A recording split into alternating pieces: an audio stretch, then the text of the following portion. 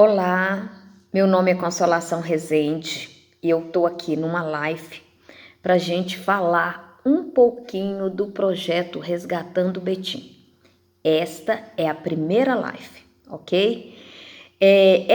Esse projeto ele está dentro da Lei de Incentivo Dona Noemi Gontijo, que no ano de 2019, privilegiou alguns projetos dentro da lei, que é a lei que fomenta a cultura na nossa cidade. E aí, assim, a gente dentro da lei, a gente tem as contrapartidas. E a minha contrapartida, ao ser agraciada pela lei, seria fazer oficinas, algumas oficinas de jornalismo, explicando assim como que tudo aconteceu, dentro de algumas escolas em 6 regionais e CPCs. Mas infelizmente, diante aí dessa pandemia, a gente teve que rever os nossos conceitos e as nossas formas de fazer essa contrapartida, uma vez que as escolas, estão fechadas e os CPCs também. E nós temos um prazo que já foi alongado em virtude da pandemia para a gente finalizar tudo, tá ok? Então, hoje eu vou fazer do nosso primeiro jornal, porque esse projeto Resgatando Betim ele consta de 3 jornais que vieram para poder contar a história da cidade. Então, eu vou mostrar aqui para vocês rapidamente, eu sei que vai ficar até invertido, mas depois eu vou colocar. Então, foi o primeiro jornal, que são as personagens, As personagens que fizeram a história da cidade. Depois nós tivemos os bens, tá? Que escreveram um pouco da nossa história, história de Betim. E por último, a gente teve essa história contada de alguns bairros. E aí, assim, eu vou falar primeiro, assim, do projeto, assim, como que nasceu essa ideia, por que a gente está fazendo esse projeto, que, assim, que eu pretendo dar continuidade nele.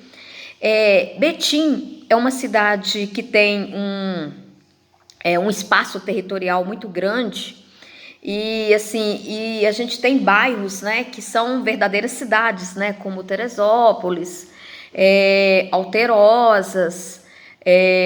A gente tem lá aquela região depois lá do Teresópolis, próxima de Contagem. Então, assim, é uma cidade muito grande e, assim, eu pessoalmente, aí eu vou falar um pouquinho de mim logo depois, tá?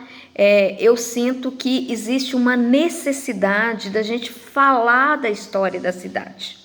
E aí, assim, eu quero colocar para vocês da importância da gente estar num lugar onde a gente se sinta pertencente à cidade. Na verdade, não é uma coisa assim que a gente possa dizer que seja natural, Então, de repente, pode acontecer como aconteceu comigo. Eu vim trabalhar em Betim, no ano de 1992, no ano em que o prefeito Oswaldo Franco morreu. E aí, de repente, um ano depois, eu me casava na cidade e até então era uma cidade para mim assim totalmente desconhecida. E eu, uma pessoa que tem um amor, tinha, até então um amor incondicional por Belo Horizonte, Aí, de repente, eu venho para essa cidade. Essa cidade me adota como filha. Eu não sou filha natural da terra, eu sou uma filha adotada. A cidade me adota, mas se eu não quisesse ser adotada, eu ia fazer de Betim o meu dormitório, Uma cidade onde eu durmo todos os dias, mas na hora de fazer minhas compras eu vou para BH, passo os finais de semana, com os meus familiares em Belo Horizonte, deixando a cidade de lado. E aí, assim, essa necessidade do pertencimento, ela é muito importante, porque ela vai te gerar o prazer de estar naquela cidade. Ela que vai fazer com que você perceba as coisas lindas que a cidade possui. Ela que vai te fazer perceber o que o povo, todo local, ele tem as suas ele tem as suas virtudes, as coisas que encantam. E aí até assim, eu vou até fazer um adendozinho de um exemplo, né, de um livro que eu li que fala sobre as questões das preocupações de uma mulher que ela foi morar com o marido em um lugar que ela assim achava horrível, horrível, horrível. E aí pelo marido ela foi com ele, e aí era um deserto, ela não gostava da comida, ela não gostava das pessoas, ela achava tudo muito seco, muito quente, e ela se sentia mal com isso e começou a ter comiseração de si própria, se achar né, nossa, mas que lugar horrível, que coisa feia, que sempre com pensamentos extremamente nocivos, né, até o dia em que o marido teve que ir para um outro local e ela ficou sozinha. Aí que ela ficou ainda pior do que ela já era. E o que aconteceu então é que ela escreveu uma carta para o pai, falando para o pai que ela queria voltar para casa, porque ela detestava tudo que ela estava vivendo. E olha que coisa linda que o pai dela fez. O pai dela simplesmente respondeu da seguinte forma: havia uma prisão e tinha dois prisioneiros que todos os dias, essa prisão ela estava num local pantanoso, logo depois se via o pântano, né? É uma área assim, digamos assim, aparentemente não muito agradável. E aí toda noite dois prisioneiros olhavam pela janela, um olhava para o pântano e o outro olhava para as estrelas. E ele, quando ele fez isso, ele mandou isso de volta para ela, ele abriu os olhos dela e ela resolveu mudar de vida e resolveu buscar as coisas lindas que a cidade tinha, que o local onde ela morava tinha. E ela começou descobrindo assim, um artesanato maravilhoso na cidade, os nativos, né? Até então ela não conversava com ninguém, todo mundo, ela foi muito bem recebida, ganhou presentes que eles não vendiam para os turistas, mas deram para ela, e de repente ela se encontrou naquele lugar que ela achava horrível, e ela começou a perceber que na verdade nós fazemos a diferença. E esta é a ideia do Resgatando Betim. A gente muitas vezes, a gente ouve muito as pessoas falarem mal da cidade, Betim não tem nada, Betim é isto, mas o que você está fazendo pela sua cidade? Né? O que você está fazendo para se sentir pertencente a essa cidade? Né? O que você conhece da história dessa cidade? Que pessoas da história dessa cidade você conhece? Como você contribui para que essa cidade cresça e tenha uma identidade forte? O que você faz para isso? Você é um filho nativo? Você é um filho adotado? Na verdade, não tem diferença, né? A diferença é que o nativo ele já aprende, ele já tem uma tendência a gostar naturalmente da cidade. E o adotado vai ter que aprender a se inserir, né, ali dentro para ele poder aprender. E esta é a ideia do projeto Resgatando Betim. É um projeto que visa justamente pela extensão territorial de nossa cidade, uma extensão muito grande, né, que faz com que a gente tenha esses bairros tão afastados, tão grandes, né, como eu citei, Teresópolis, Alterosa, São Caetano, Citrolândia. Então nós temos bairros gigantescos, alguns bem maiores do que o centro da nossa cidade, da gente começar a se sentir um filho da terra, a gente começar a ajudar a fazer com que essa cidade seja a melhor cidade do mundo. Qual é o melhor lugar do mundo para se viver? É o que você vive. E aí eu vou falar um pouquinho assim desse projeto, mas antes de falar, eu quero me apresentar para vocês, tá bom? Meu nome é Consolação, eu sou conhecida como Consolação Rezende. Eu sou jornalista de formação, com mestrado em comunicação social, no qual, na época, eu fiz a minha dissertação defendendo a questão do jornalismo popular massivo, tendo como referência o jornal Super. Então, eu estudei como que o jornal Super conquistava os seus leitores. Eu tentei entender os mecanismos que fizeram, né, com que o Super chegasse a ter mais de 300 mil jornais por dia, né? E aí, quando você estuda um jornal popular, você acaba também entendendo o outro lado, o jornal que não é popular, o jornal que é chamado de jornal de referência, né? E aí, dentro da minha área, né, além disso, tá, gente? Eu também tenho algumas outras pós, né, lato sensu, e também sou formada em língua portuguesa e trabalho com redação, né? De uma forma bem particular, hoje eu trabalho com redação para o Enem, além de trabalhar com revisão de livros, formatação ABNT para trabalhos acadêmicos, né? Tudo assim dessa área eu tenho trabalhado.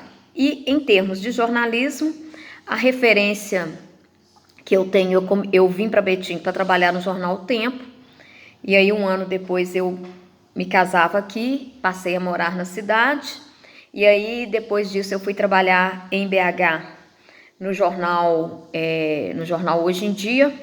Depois do Hoje em Dia eu trabalhei no jornal Pampulha, e aí a minha vida aqui em Betim, a partir de então, ela começou a mudar, e eu comecei a sentir necessidade de me sentir uma filha da terra, porque eu me sentia como se eu fosse uma turista na cidade, uma pessoa que vinha para cá e trabalhava a semana inteira em BH e não tinha tempo nem de fazer as compras aqui. Eu tinha que fazer compra em Belo Horizonte, porque o comércio era muito fechado, né?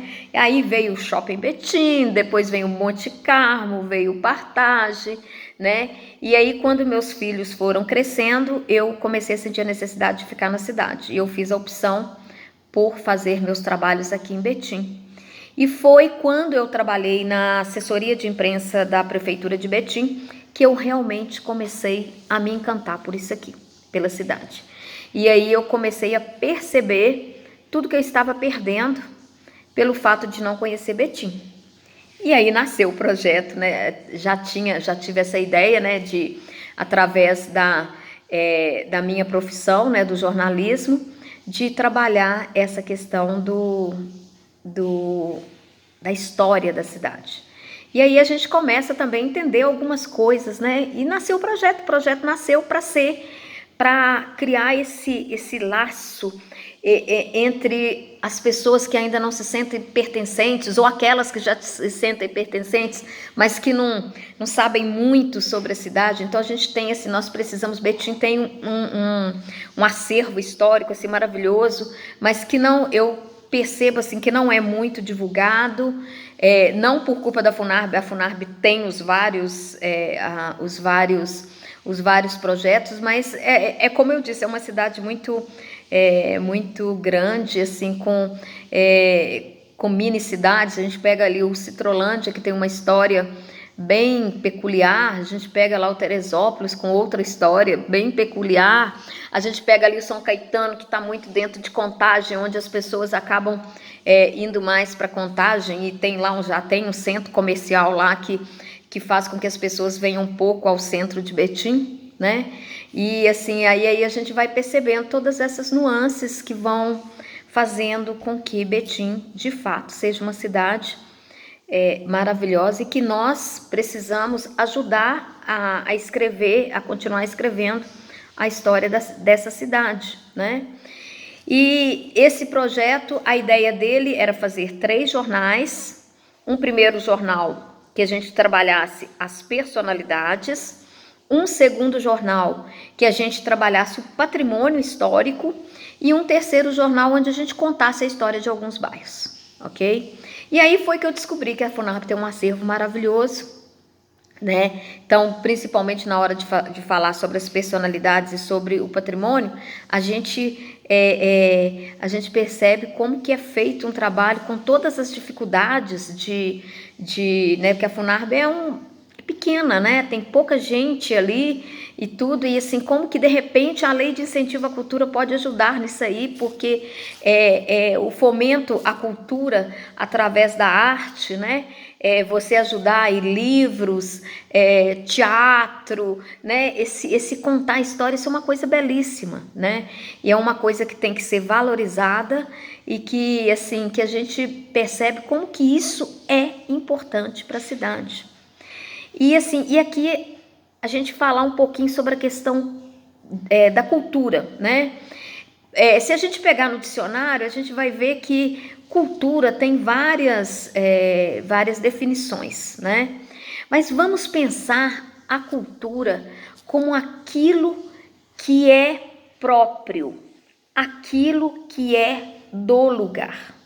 Então, quando a gente pensa na cultura de Betim, o que nós vamos pensar? Aquilo que é de Betim, aquilo que é do seu povo, aquilo que é o pensamento do povo, aquilo que é arte do povo. Aí a gente vai pensar, nós vamos pensar como que é essa arte na cidade, né?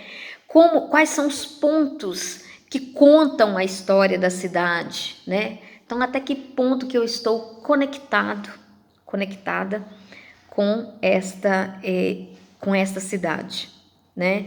E aí, e como que a gente faz isso, né? Vamos pensar assim, como que eu faço um jornal cultural e que ferramentas que eu preciso, né?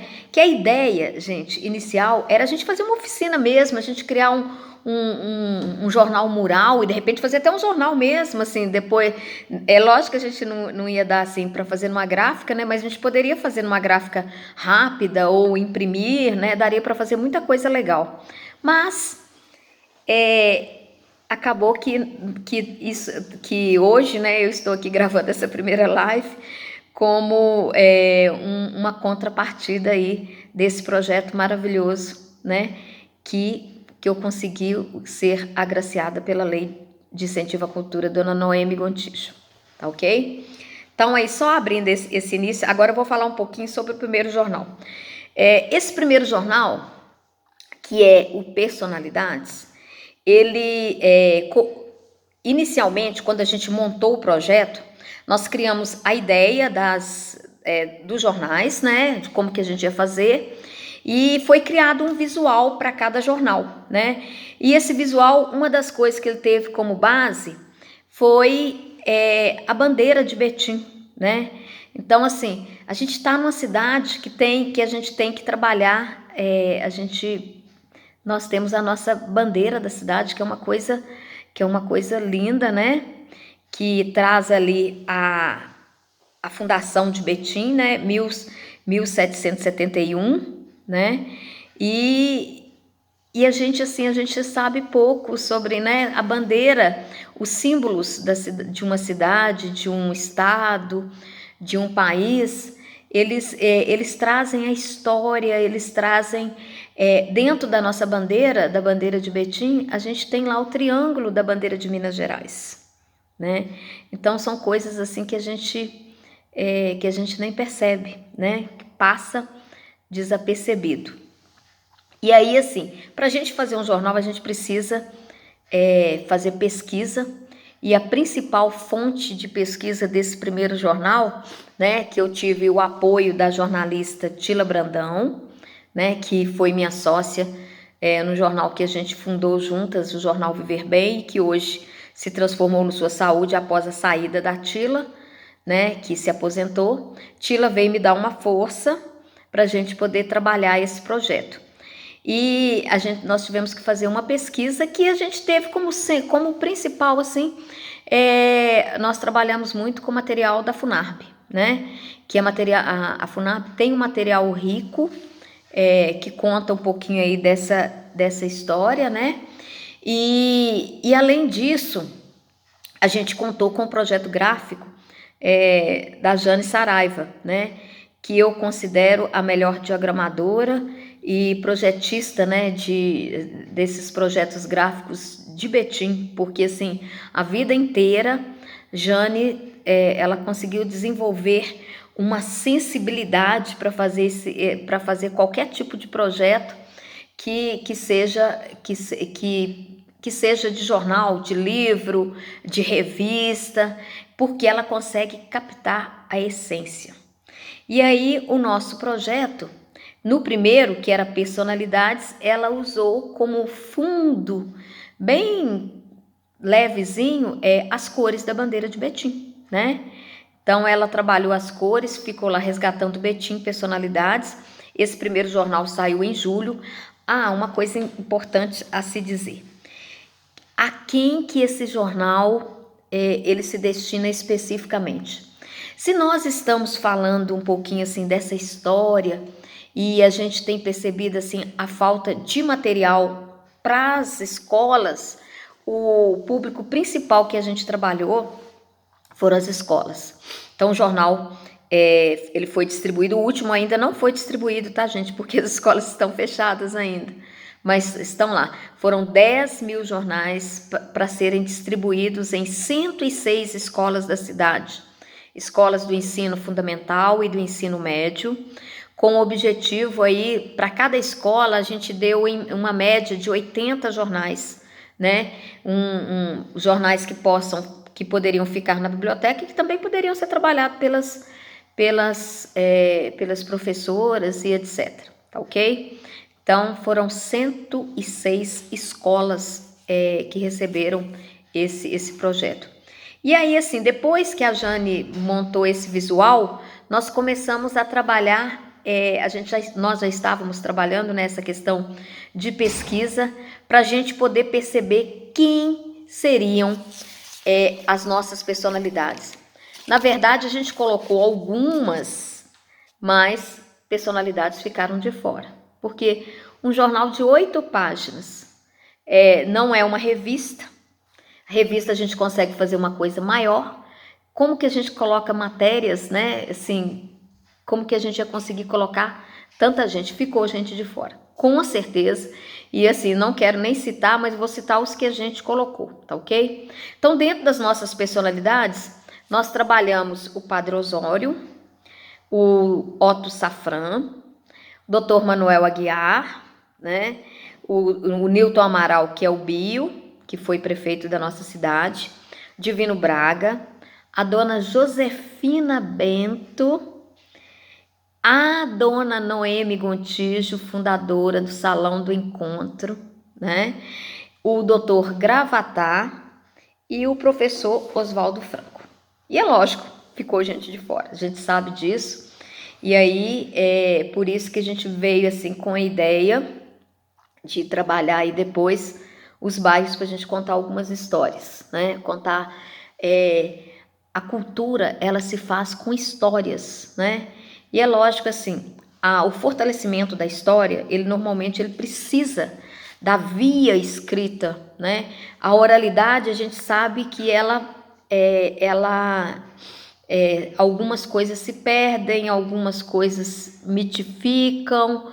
Então, assim, a oralidade, ela é muito importante na tradição, mas quando você vai para a escrita, você tem que acabar separando aquelas coisas que vieram da oralidade, que viraram, de repente, um mito ou alguma coisa, assim, de senso comum, mas que depois, no seu infringir, né, lá no final, que não foi uma coisa, que não era a realidade, né? Essa realidade pura, né? Que é aquela coisa, né, gente? Todo mundo já ouviu falar, quem conta um conto, aumenta um ponto. Então, a gente precisa, e aí, assim, isso ainda fortalece ainda mais o projeto Resgatando Betim, dessa importância da gente colocar em papel. Eu brinco muito assim que algumas histórias, todas as famílias deveriam contar suas histórias, né? Alguém escrever a história da família, né? Para a gente ter assim, nós temos que viver o presente, mas nós temos que reverenciar o nosso passado. o nosso passado ele é muito importante, né? Então agora nós vamos falar um pouquinho, então, então a maneira de fazer o jornal é isso, dessa forma que eu coloquei para vocês. A gente monta um projeto visual, né? Que vai, assim, que tem que ser um visual que seja atraente, né? E a partir a gente tem um projeto gráfico, que é esse projeto visual, e a gente vai ter também um projeto editorial. Aí o projeto editorial é a parte escrita, e aí uma das leis do jornalismo é que a gente deve escrever sempre. A gente tem que fazer os textos, assim, a gente tem que buscar os fatos para a gente poder trabalhar com ele, né? Porque um jornal não é uma revista, então a função dele é noticiar, é trazer coisas novas, né? E aí a gente, dentro do próprio jornalismo, a gente tem aí várias linhas né, jornalísticas, né? Você tem o jornal diário, aquele jornal que você acompanha tudo que acontece, que é chamado de um jornalismo que trabalha notícias quentes, que significa que aquela notícia que você tem que dar naquele momento, porque se você der amanhã já ficou velho, então é chamado de notícias quentes. Mas que é até um jornalismo que está se reescrevendo diante das novidades que nós temos hoje aí, que é essa questão da inserção das redes sociais, que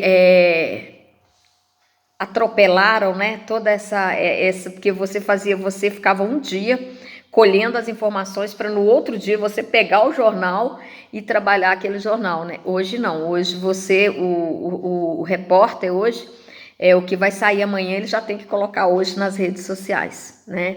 Por quê? Vai ficar velho, né?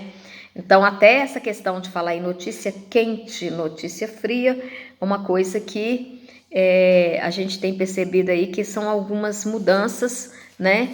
Que a gente ainda não consegue, assim, a gente consegue perceber, mas eu acredito que estão começando a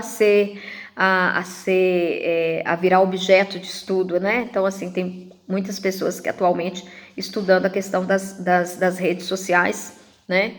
Até mesmo porque, por ser um canal tão rápido, ele mistura coisas velhas com coisas novas, e aí a gente tem aí algumas pessoas querendo impedir que esse acesso das pessoas, porque você deu poder para as pessoas, né? E antes o poder estava só nas mãos dos jornalistas, né? E aí, assim, a partir desse momento que nós fizemos essa coleta de informações sobre cada um das personalidades que nós optamos, né? Que a gente escolheu, que a gente, de certa forma, né? Nós elegemos como personalidades que seriam importantes para nós, né? Apesar que outras também então, mas aí o que a gente pegou? A gente pegou personalidades que estavam ligadas a diferentes áreas, como por exemplo o Dr. Gravatar. Ele nem é de Betim, mas ele foi aquela personalidade que trouxe a luz para a cidade com a usina Gravatar.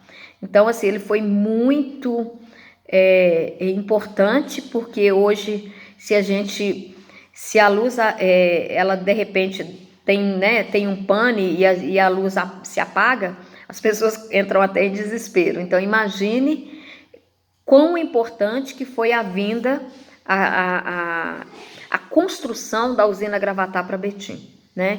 E o Dr. Gravatar é essa pessoa responsável. Nós temos hoje uma usina, nós temos hoje uma rua, né?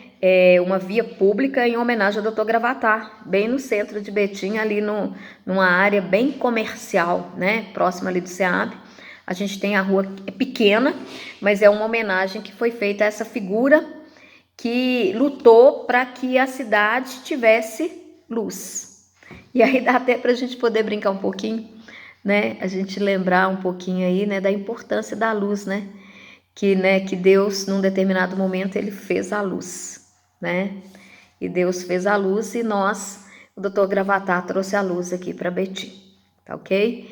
Então aí nós temos personalidades assim nós temos o primeiro médico da cidade, uma história maravilhosa do Dr. Manuel Aguiar. Dr. Manuel Aguiar, inclusive assim, eu tive a honra de conhecê-lo pouco antes dele falecer, né? E ele é uma pessoa ligada a um clube que eu pertenço, que é o Lions. Ele é um dos fundadores do Lions Clube de Betim, né? E hoje, assim, eu tenho verdadeira reverência pelo Dr. Manuel Aguiar, que tem uma história como primeiro médico, porque ele era aquele médico, como a gente vê aí nos romances, né, e tudo assim. Ele atendia as pessoas dentro da casa dele, ele não olhava. É lógico que hoje nós estamos numa outra realidade, tá, gente? Mas assim, a história dele é uma história inspiradora, né? Ele foi o primeiro médico, um dos fundadores do Hospital Nossa Senhora do Carmo, que depois transformou-se na Unimed Betim. Então, são pessoas que têm quantas crianças, né, que nasceram pelas mãos do Dr. Manuel Aguiar, que foi o primeiro médico. Depois ele ajudou a trazer o Dr. José Geraldo, aí, que já fiz uma matéria com ele há um tempo atrás, já fez mais de 1000 partos, né? Então, essas coisas assim são referências na cidade que a gente não pode, assim, de forma nenhuma esquecer.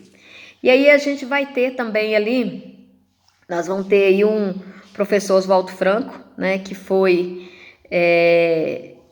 como o nome diz, né, ele foi um professor e, assim, uma pessoa apaixonada pela educação, uma pessoa que via o progresso como uma coisa muito positiva, e ele conseguia vislumbrar uma Betim do futuro, e que acabou vindo a falecer em um acidente em janeiro de 1900, se não me engano, 1992.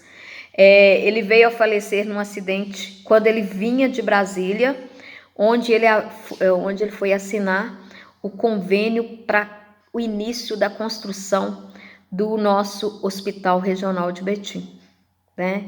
Então, assim, é uma coisa, assim, a gente independente, assim, não existe, a gente não consegue perceber a morte como uma coisa boa, mas imagina, ele morreu assim meio como um herói, né? Aquela pessoa que veio trazer, né, para a cidade um hospital que hoje é referência na região metropolitana, né? O hospital regional, ele recebe pessoas de vários lugares de Minas Gerais. Ele tem um trabalho assim dentro do SUS, um trabalho que é muito reconhecido, né? E isso aí se nasceu, isso gerou, né, de certa forma, assim, coisas que só Deus sabe explicar, né? Isso aí acabou por causa desse convênio. Ele sofreu um acidente, o avião caiu, né? E ele acabou vindo a falecer, né? Em virtude disso. E aí a gente vai ter também uma pessoa que é diferente, né? Assim, diferente, que não é também betinense, que é o Otto Safran, que também tem uma história, assim, que se a gente for buscar aí né, dentro das biografias, uma história maravilhosa, né? Porque ele é um alemão que que esteve no período de guerras, né? Da Primeira Guerra e Segunda Guerra Mundial, que ele participou aí, ele vivenciou na Alemanha a questão das guerras, né? Que para quem estuda as guerras sabe que foi um período assim, muito nebuloso, principalmente para quem estava ali na Europa, né? Dentro da Europa, que é onde ocorreram os principais conflitos, né? E lembrando que a Alemanha é a protagonista principal aí da Segunda Guerra Mundial, né? E a família do Otto veio para o Brasil meio que fugindo da guerra, né? Então, se a gente pegar um pouquinho assim da história das guerras, ele, um alemão, a Alemanha perdeu a Primeira Guerra Mundial e ela foi muito penalizada pela perda dessa Primeira Guerra Mundial. E aí ela não só perdeu a guerra, como ela perdeu os brilhos, ela ainda teve que pagar, então ficou numa situação dificílima. Fato este que acabou facilitando com que uma pessoa como Adolf Hitler, né, conseguisse uma ascensão rápida, trabalhando a questão principalmente desse patriotismo, né? Do patriotismo, de se colocar ali, de mostrar para aquelas pessoas, para os alemães, que o alemão, o germânico, ele tinha que ser de raça pura e tal. Então ele conseguiu fazer isso. E a família do Otto estava ali dentro da Alemanha e veio para o Brasil. E quando chegou aqui no Brasil, na verdade, eles não pensavam em ficar em Betim. Lá na Alemanha, eles trabalhavam com refratários, né? Então eles já tinham uma vivência de refratários.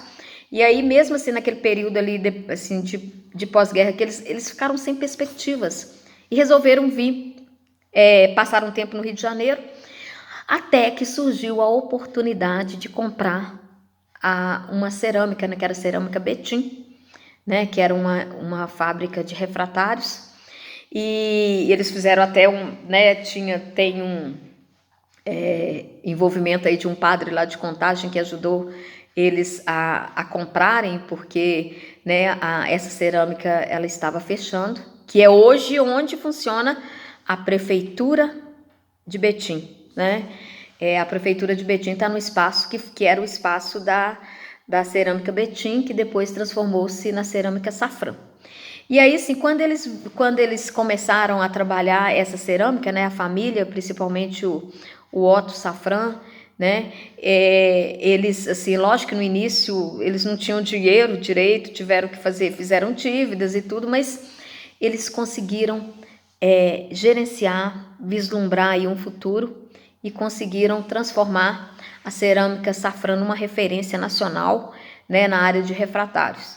E até hoje a cerâmica Safran ela continua sendo referência aí dentro dessa história, né? Então, assim, a gente é uma história que merece ser contada e recontada e que a gente vê poucas pessoas não sabem que a Safran é uma referência, né, nacional, né, hoje, aliás, é uma referência até internacional na área, tá ok? Aí a gente vai ter também uma figura muito polêmica, né, o Padre Osório. O Padre Osório, assim, ele é interessantíssimo, porque o Padre Osório, o que acontece com o Padre Osório? Ele tem várias relíquias do Padre Osório, né, a cidade possui relíquias dele, escapulários, né, e tal. E o Padre Osório era uma figura muito polêmica. Por quê? Porque ele era uma pessoa, assim, muito sincera, né? Então, é Padre Osório de Oliveira Braga. Então, a gente tem, a FUNAP tem 32 peças do Padre Osório, que foi um padre que fez história em Betim. Ele foi amado e odiado ao mesmo tempo. Porque o Padre Osório, ele acabava sendo muito sincero, e a gente sabe, ele é um dos fundadores, né, ele assumiu a paróquia Nossa Senhora do Carmo, né, e ele foi uma das figuras que foi contra o fato quando a igreja Nossa Senhora do Carmo teve que ser demolida, ele foi contra essa demolição, né, e o Padre Osório, ele já teve cargos, né, então, assim, uma coisa bem interessante, que ele foi uma liderança sócio-religiosa, né, e a gente vê, assim, que as pessoas não gostam muito quando se mistura religião e política, mas ele foi uma figura muito importante para a nossa cidade, né, e ele foi presidente de diretório político da cidade, ele já teve cargo de inspetor escolar, né, chegou a ser vereador da cidade, né, e aí o Padre Osório, assim, ele era muito conhecido, assim, assim, as pessoas achavam ele autoritário, né, mas isso é relativo, tá?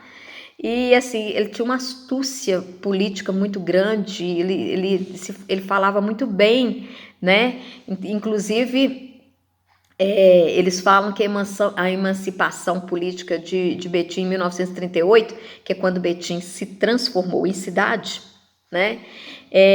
Que o padre Osório participou aí de toda essa, né, de todo aquele contrato, né, que veio a reconhecer que Betim, né, naquele momento deixava de ser parte de Esmeraldas e passava a ser uma cidade, uma nova cidade, né? Mas isso aí é uma coisa que é falado, mas que, como eu disse para vocês, tudo tem que ser comprovado. Não existe comprovação. O que se sabe que ele participou, mas não se sabe se foi ele que escreveu o texto. Isso aí é uma coisa que a gente não sabe. E ele teve muito ligado à questão da matriz, da antiga matriz Nossa Senhora do Carmo, né? Que foi demolida em 1969. Né? E aí, diante disso, ele acabou tendo vários bens pessoais dele, né? E ligados, né, ao ofício lá, né, que ele exercia lá na matriz, né? Que são os paramentos litúrgicos típicos da Igreja Católica. Eles estão aí hoje sob a guarda é considerado patrimônio histórico da cidade, né? Então, assim, é uma história também, assim, de certa forma, assim, muito bonito, porque isso aí faz parte aí do conjunto tombado em 1998 como patrimônio cultural de Betim, né? Então, o Padre Osório tem uma história que remonta à questão da religiosidade da cidade, que remonta à questão política da cidade, porque Betim é uma cidade política, religiosa, né? E o Padre Osório esteve aí fazendo participando aí de tudo isso, sendo aí uma figura muito importante para a nossa cidade. E aí nós vamos ter também, gente, o Divino Braga. E aí, assim, Divino Braga, todo mundo vai lembrar do nosso asilo ali na Rua do Rosário, Asilo Divino Braga, porque o Divino Braga foi aquela pessoa ligada principalmente à Conferência de São Vicente de Paulo, né? Uma pessoa assim muito família, muito coração, que inclusive ele recebeu dentro da casa dele a dona Josefina Bento, que é a nossa, que hoje dá o nome à nossa Casa da Cultura, aquela casa maravilhosa que está lá em cima, lá na Praça Milton Campos, né?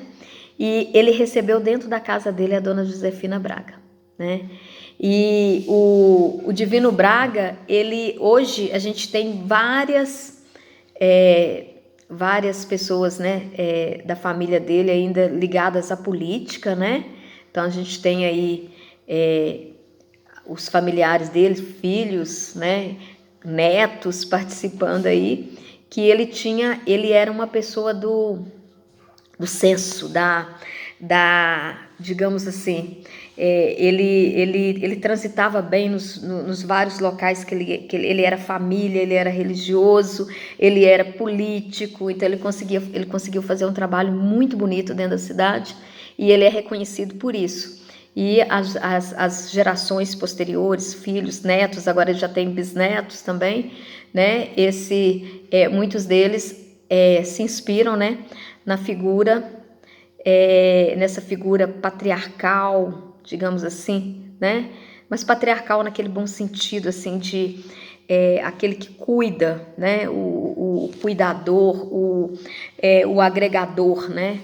E hoje ele está sendo perpetuado aí, tendo inclusive um dos projetos que também passaram na lei de incentivo é a história, é um livro sobre a vida do Divino Braga, feito pela Denise, né? A Denise escreveu um livro aliás, ela escreveu um livro histórico, né? Sobre toda a trajetória do Divino Braga, tá ok? Então, assim, vale a pena aí depois até um projeto para vocês poderem conhecer, para entrar um pouquinho mais aí na vida do nosso Divino Braga. A dona Josefina, ela morou com o Divino Braga, né, na casa dele. Ela foi uma figura, assim, uma professora maravilhosa que começou trabalhando aí nas escolas rurais. Ela não é de Betim, ela veio para Betim para poder trabalhar. Aliás, ela dizem que veio com a cara e a coragem. E ela fez história porque ela era uma pessoa, assim, uma professora que vivenciava ela vivenciou a educação, né?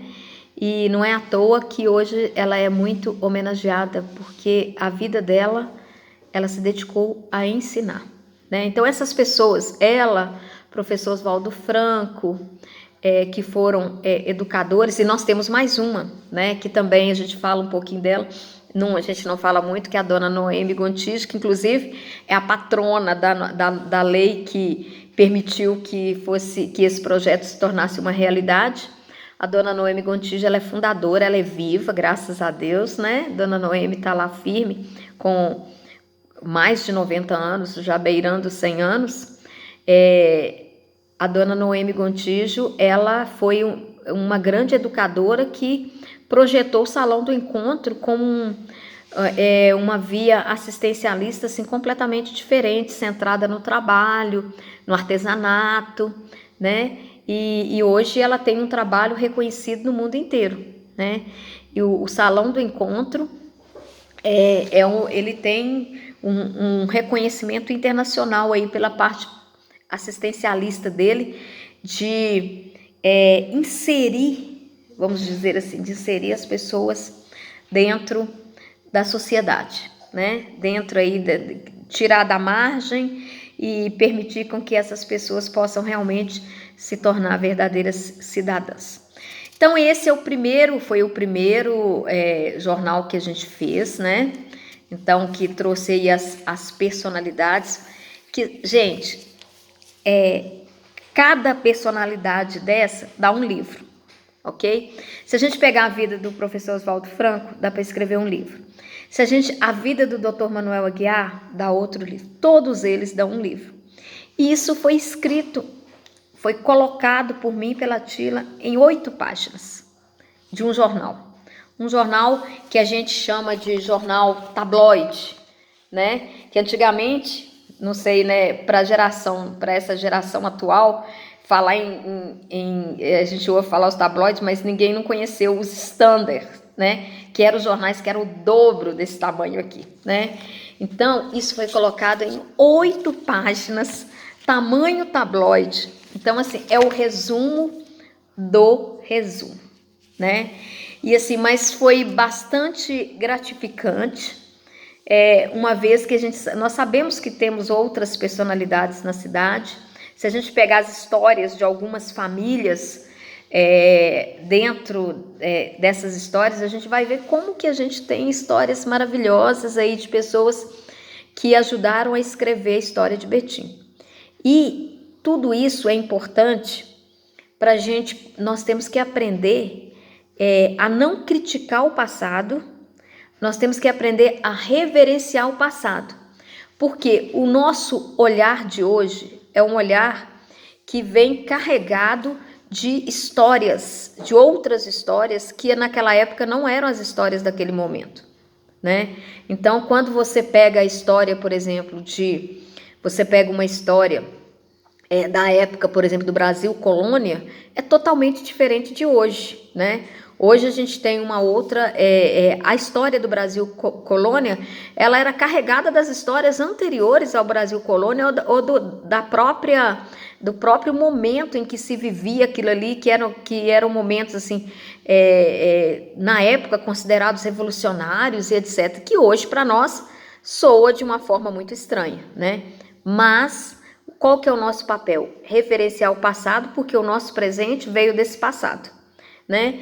E isso que esse projeto Resgatando Betim, a ideia dele realmente é a gente voltar os olhos nesse primeiro número, né, de personalidades, a gente voltar os olhos para esses momentos que a gente vai ter aí, digamos assim, da gente pensar nessas figuras como figuras que ajudaram a escrever o que nós estamos vivendo hoje, né?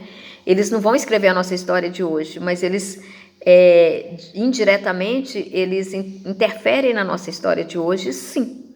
Por isso, não só o nosso passado em termos familiar, mas o nosso passado em termos de cidade, de origem, de pertencimento, ele é importante, sim, tá? Então, vou terminando essa primeira live. Lembrando para vocês que nós vamos ter mais 2 lives, tá? Uma outra voltada para o segundo jornal, que é o Jornal do Patrimônio Histórico, a gente já fala um pouquinho aí como que foi feito. E o terceiro, que foi o jornal mais complicado, mas que apesar de ser o mais complicado, talvez tenha sido assim bem gratificante pelo fato dele ser um recontar histórias, tá? E que vai gerar outros recontar de novas histórias aí posteriormente, tá ok? Então vou ficando por aqui, até a próxima live, um grande abraço, tchau!